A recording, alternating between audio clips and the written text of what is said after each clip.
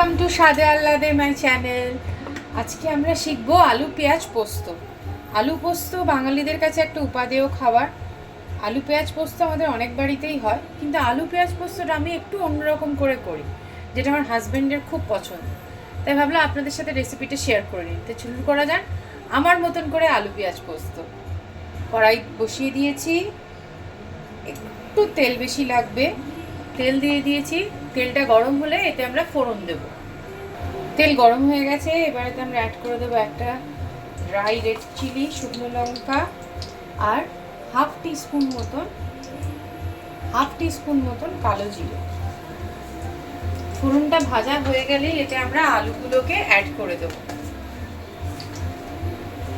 ফোড়ন ভাজা খুব সুন্দর একটা গন্ধ বেরোবে, তখনই আপনারা বুঝতে পারবেন যে ফোড়নটা ঠিকঠাক হয়ে গেছে। কালো জিরের খুব সুন্দর স্মেল আসছে। এবার টেম্পারেচারটা একটু কমিয়ে আমরা এতে কেটে রাখা আলুটা অ্যাড করে দেবো।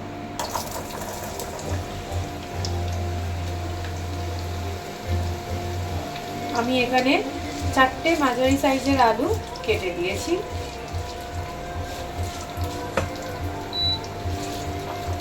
একটু জোর গ্যাসে আলুটা ভালো করে সতে করে নেব। আলুটা হালকা হালকা লাল লাল করে ভাজবো, তারপর এতে আমরা বাদবাকি জিনিসগুলো অ্যাড করব। দেখুন বন্ধুরা, আলুটা বেশ লাল লাল করে ভাজা হয়ে গেছে। এবারে এতে আমরা পোস্ত বাটাটা অ্যাড করে দেব।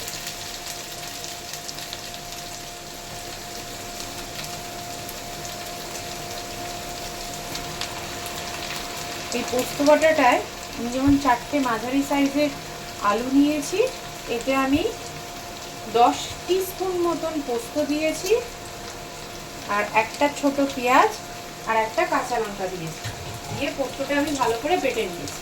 এবার এতে আমি সামান্য নুন অ্যাড করব আন্দাজে। এরপর তো আমরা টেস্ট করে নুন অ্যাড করব। এখন আমরা আন্দাজে এতে নুন অ্যাড করব, আর 1 টিস্পুন মতন চিনি অ্যাড করব।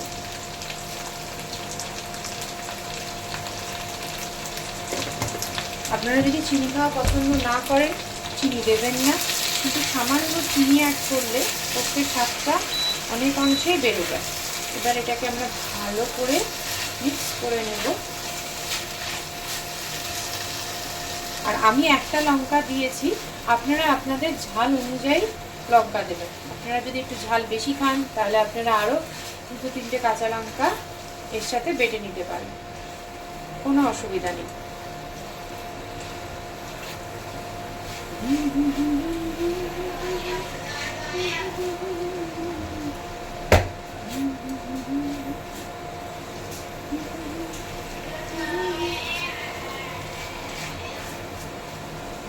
ভালো করে মিক্স করে নিয়েছি। নিয়ে এটাকে আমরা একটু 5 থেকে 7 মিনিটের জন্য কভার করে দেবো। একটু কভার হয়ে 5 মিনিট রান্না হবে, তারপরে আমরা আবার এগোবো। আমি কভার খুলে নিয়েছি, 5-7 মিনিট হয়েও গেছে। এবার এতে আমি গরম জল অ্যাড করবো। রান্নায় সবসময় চেষ্টা করবেন গরম জল অ্যাড করা।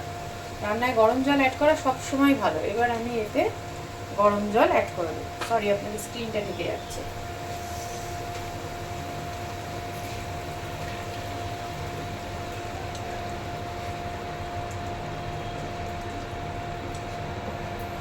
গরম জলটা আপনি পরিমাণ মতন আপনারা অ্যাড করবেন, যার যতটা পোস্ত আলু সেই অনুযায়ী।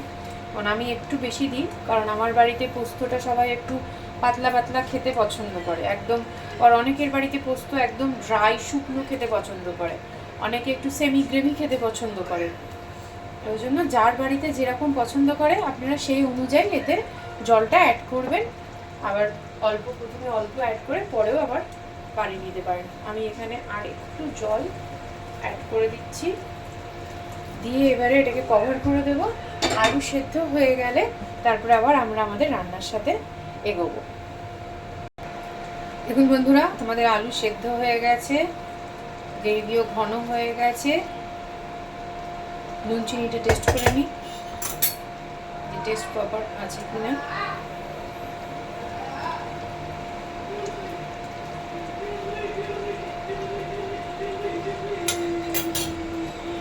একদম পারফেক্ট আছে।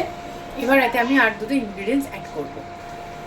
এবার এতে আমি অ্যাড করব এক্সট্রা একটু কুচিয়ে রাখা ভাজা পেঁয়াজ, তার সাথে একটা কাঁচা লঙ্কা। দেখুন পেঁয়াজটা আর একটা কাঁচা লঙ্কা আমি এর সাথে ভেজে নিয়েছি। এইটা করে দেখবেন এতে পেঁয়াজ পোস্তর স্বাদ অনেক গুণে বেড়ে যায়। এবার এই ভেজে রাখা পেঁয়াজ আর কাঁচা লঙ্কা, একটা কাঁচা লঙ্কা আমি ভেজেছি, এর মধ্যে অ্যাড করে দিন। খুব সামান্য তেল দিয়ে ভাজবেন যাতে বেশি তেলের ইয়েটা না হয়ে যায়। এবার এতে আমরা অ্যাড করে দেব একটা ছোট চামচের 1 চামচ ঘি দিয়ে আমরা পোস্তটাকে এবারে ভালো করে একটা মিক্স দেব, যাতে পেঁয়াজ, কাঁচা লঙ্কা, ভেজে রাখা যেটা ভেজেছি আমরা সেইটা, তার সাথে যে ঘিটা অ্যাড করেছি সেইটা খুব ভালোভাবে আলুর গ্রেভিতে মিক্স হয়ে যায়, যাতে পেঁয়াজগুলো সব জায়গায় ছড়িয়ে যায়। এবারে আমাদের একটা ভালো মিক্স এটা হয়ে গেছে। এবার আমরা এতে একটা চিড়ে রাখা কাঁচা লঙ্কা দিয়ে দেব, দিয়ে আলু পোস্তটাকে চাপা দিয়ে দেবো। অন্তত চাপা দিয়ে এইভাবে গ্যাস বন্ধ করে দেবেন, দিয়ে অন্তত চাপা দিয়ে এইভাবে 3 থেকে 4 মিনিট রাখবেন। এতে পেঁয়াজ ভাজা, ঘি, কাঁচা লঙ্কা সব কিছু গন্ধটা আলু পোস্তের মধ্যে একেবারে মিক্স হয়ে যাবে। তারপরেই আপনাদের আলু পেঁয়াজ পোস্ত রেডি। গরম ভাতের সাথে খান, ডাল ভাত সহযোগে খান বা অরহর ডালের সাথে খান। আলু পোস্ত বাঙালির কাছে উপাদেয় একটি খাদ্য। আমার এই রেসিপিটা যদি ভালো লাগে প্লিজ আমার চ্যানেলটাকে সাবস্ক্রাইব করবেন, লাইক করবেন এন্ড শেয়ার করবেন। Thank you so much.